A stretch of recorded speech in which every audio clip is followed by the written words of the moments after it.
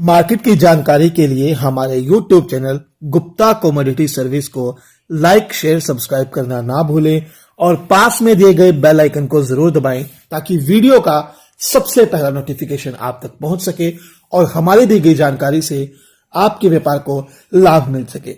अगर आप भी अपने व्यापार को आगे बढ़ाना चाहते हैं तो हमारी व्हाट्सएप सर्विस से जुड़े, जहां आपको मार्केट की सभी तरह की जानकारी मिलेगी। चना, मूंग, सोयाबीन, सरसों, उड़द, काबुली चना, तुअर, मसूर तथा सभी मसाले व अन्य सभी तरह की जानकारी मिलेगी। कब माल खरीदे, कब माल बेचकर निकलना चाहिए तथा किस भाव में माल को स्टॉक किया जाए, ये सब चीजें आपको हमारे व्हाट्सएप ग्रुप में मिलेंगी।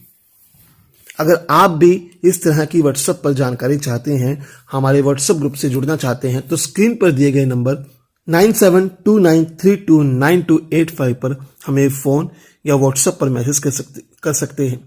तो नमस्कार दोस्तों, आज हम दलहन और मसाले और ड्राई फ्रूट्स की जानकारी देने जा रहे हैं, तो वीडियो में लास्ट तक जरूर बने रहें ताकि आपको सही और सटीक जानकारी मिल सके।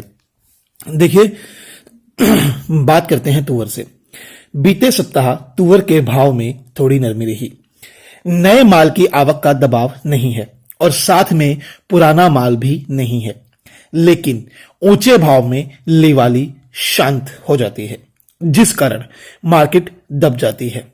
यह सिर्फ किसी एक पर्टिकुलर एरिया की बात नहीं, मैक्सिमम ये सभी एरिया की बात है। यानी कि सभी जगह सभी व्यापारी ऊंचे भाव में लेवाली कम कर देते हैं और भाव अगले दिन फिर दब जाते हैं। देखो, बर्मा से माल मंगाने पर कोई आयात पड़ता नहीं है। चेन्नई में भी ज्यादा माल नहीं है। महाराष्ट्र की फसल लगभग फेल हो गई है, यही समझे।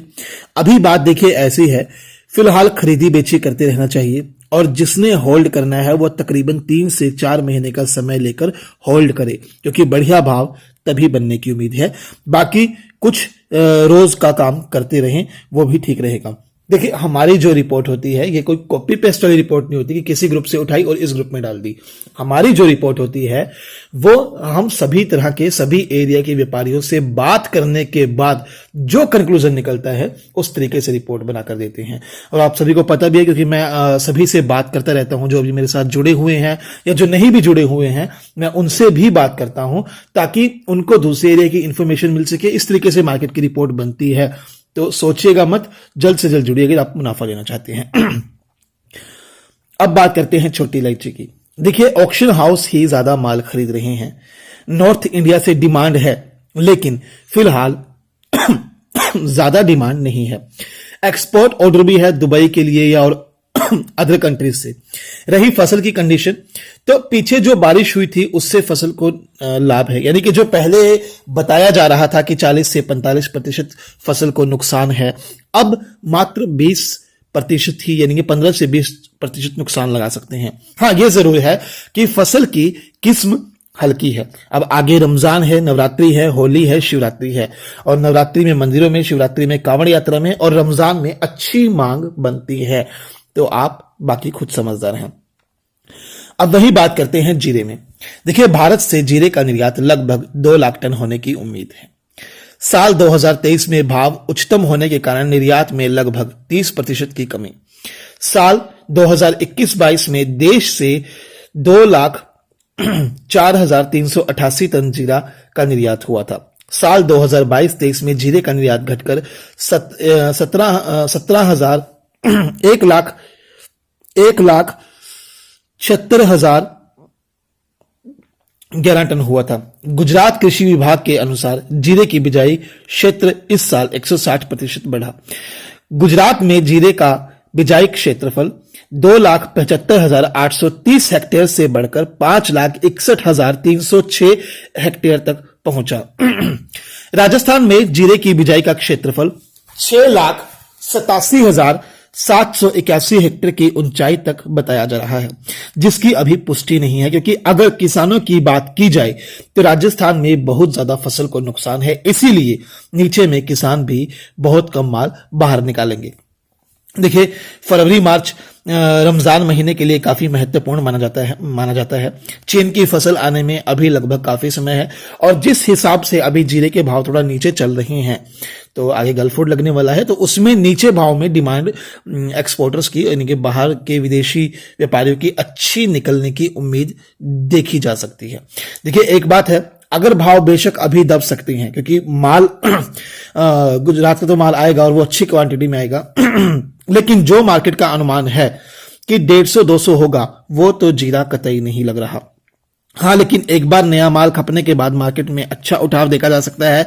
बाकी गल्फ फूड पर डिपेंड करता है कैसी मार्केट रहेगी। बाकी आपकी क्या राय है वो जरूर जीरे के बारे में कमेंट सेक्शन में शेयर करें। अब बात देखिए, छोटी इलायची की हमने दे दी, बड़ी इलायची के बारे में बात करते हैं। देखिए, बड़ी इलायची में मार्केट मंदी नहीं है। ये जो 2-4 दिन का मंदा आया है, ये जबरदस्ती मार्केट को तोड़ा गया है। मतलब मार्केट किसी भी तरीके से कहीं भी मंदी जाने के चांसेस नहीं थे, और मंदी भी नहीं कहेंगे, इसे करेक्शन कहेंगे। करेक्शन आने का कहीं भी चांसेस नहीं था, लेकिन ये जानबूझकर लगा लीजिए कुछ भी कारण, क्योंकि हर चीज स्पष्ट नहीं बोली जाती। तो बाकी बड़ी इलायची आगे बढ़ने की पूरी उम्मीद है। अब वही बात करते हैं, देखिए, मखाना के बारे में। मखाने में कहा था कि तेजी आएगी, और मखाने में तेजी तकरीबन आ भी रही है। अब मखाने में यहां से कम मुनाफा लेना चाहिए, उसके लिए आप हमसे जुड़ सकते हैं। रही बात हल्दी की, हल्दी का उत्पादन आप सभी को कम है, पता है कम है, और पुराना माल भी ठीक ठाक है, यानी कि ज्यादा नहीं है, और जो भी चीजें हैं सब पता है। अब देखिए, ये मसाले हो, दलहन हो, ड्राई फ्रूट्स हो, सोयाबीन, सरसों हो, दुबई में लगने वाला है गल्फ फूड, आप सभी को पता है। और वहां सभी देशों के व्यापारी, सभी मतलब जो भी व्यापार करते हैं, चाहे वो छोटा करते हैं बड़ा करते हैं, मैक्सिमम लोग वहां पहुंचेंगे और सबके एग्जीबिशंस लगेंगे। तो ये समय जो काफी अहम समय है कि किसमें खरीदारी करें, किसमें लेकर चलें, और इस गल्फ फूड का मार्केट पर क्या असर रहता है। तो अगर आप भी सही और सटीक जानकारी चाहते हैं तो स्क्रीन पर दिए गए नंबर 9729329285 पर हमें फोन और व्हाट्सएप पर मैसेज करें, और मैसेज करके जरूर बताइए कि आपको दलहन की सर्विस चाहिए, मसाले की, ड्राई फ्रूट्स की, या फिर सोयाबीन, सरसों की। और जितना हो सके इस वीडियो को शेयर जरूर कीजिएगा, ताकि आप जैसे सभी व्यापारी तक हमारी आवाज पहुंच सके और सभी को लाभ कमाने का एक अवसर मिल सके। तो धन्यवाद, आपका दिन शुभ हो। जय हिंद, जय श्री राम।